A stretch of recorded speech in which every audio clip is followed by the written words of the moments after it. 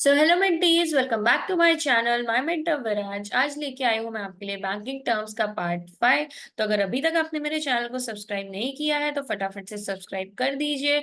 और question of the week करके मैं एक नया लेके आई हूँ, जिसमें मैं हर हफ्ते आपको एक क्वेश्चन पूछती हूँ। उसमें कॉमेंट करना भी मत भूलिएगा, हो सकता है नेक्स्ट टाइम पिन कॉमेंट आपकी हो। तो चलिए स्टार्ट करते हैं लास्ट वीक के आंसर से। लास्ट वीक जो मैंने आपको क्वेश्चन पूछा था, उसका क्वेश्चन ये था कि सिंपल एंड कंपाउंड इंटरेस्ट के आप मुझे यूजेस बताएंगे, एग्जाम्पल बताएंगे। तो एक एक एग्जाम्पल मैं आपको दे देती हूँ।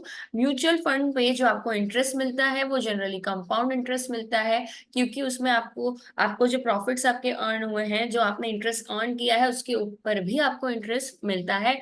और एफडी के जो रेट्स होते हैं वो जनरली सिंपल इंटरेस्ट का कॉन्सेप्ट फॉलो करते हैं। ओके, तो ये था सिंपल सा आंसर। जनरली अगर आप लोन पे कर रहे हैं तो सिंपल इंटरेस्ट देना चाहिए, सिंपल इंटरेस्ट प्रिफर करना चाहिए। अगर सिंपल इंटरेस्ट पे लोन मिल रही है तो very good, prefer that loan. और अगर आप इन्वेस्टमेंट कर रहे हैं या लोन अगर आपने किसी को दिया है और लोन ले उसे रिकलेक्ट कर रहे हैं तो उसमें कंपाउंड इंटरेस्ट होगी अ बेटर ऑप्शन। तो बिना देर के ये स्टार्ट करते हैं आज का लेक्चर। आज का टॉपिक है एनपीए। एनपीए होता है नॉन परफॉर्मिंग एसेट। ये एक लोन का पार्ट रहता है। जब बैंक्स लोन देती है तो उसके ऊपर जो लोन पे से पैसे रिकलेक्ट नहीं हो रहे हैं, उस लोन का रिटर्न्स आना बंद हो गया है। जब लोन देती है बैंक्स तो उसको ईएमआई के रूप में हर मंथ कलेक्ट करती है पेमेंट्स अपने, राइट। तो वो ईएमआई अगर आना बंद हो जाए, यानी वो असेट जो था अब उस पर रिटर्न्स आना बंद हो गया है, तो उसे हम एनपीए कहेंगे। और उसका प्री डिटरमाइंड पीरियड होता है। और जनरली अगर 90 डेज से वो एक्सीड हो जाता है तो उसे हम एनपीए की कैटेगरी में डाल सकते हैं। एनपीए के अलग अलग टाइप्स भी होते हैं, वो टाइप्स भी आज हम कवर करेंगे। एनपीए के हैं तीन टाइप्स, एक है सब स्टैंडर्ड असेट, एक है डाउटफुल असेट और एक है लॉस असेट।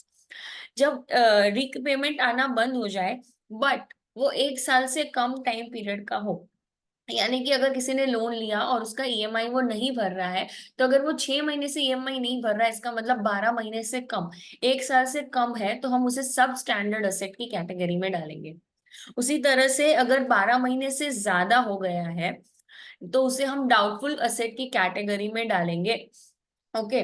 और कुछ टाइम पीरियड से ज्यादा हो गया है, 2 साल से भी 3 साल से भी ज्यादा हो गया है, उसके पैसे नहीं आ रहे और आसार भी नहीं दिख रहे, तो हम उसे लॉस असेट या इरिकवरेबल असेट में कैटेगराइज करेंगे कि अब इसका पेमेंट तो भैया आने से रहा, तो दिस इज लॉस असेट।